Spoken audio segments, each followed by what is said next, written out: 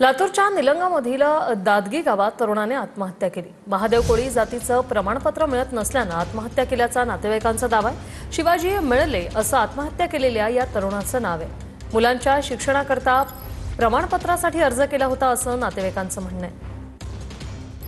महादेव कोळी जातीचं प्रमाणपत्र नसल्यानं एका तरुणाने आत्महत्या केल्याचा दावा नातेवाईकांनी केलेला आहे। मुलांच्या शिक्षणाकरता अर्ज करण्यात आला होता, मात्र प्रमाणपत्राचा मुद्दा आरक्षण यामुळे 3 तरुणांनी आपलं जीवन संपवलं। ही 3 दृश्य पाहतोय।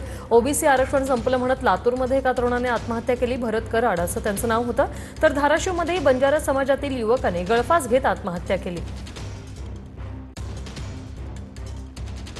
जावायनं केले लेकरं कशानं सांभाळू, शिक्षण कशानं करू म्हणून असं आत्महत्या करून घेतल्या जाय।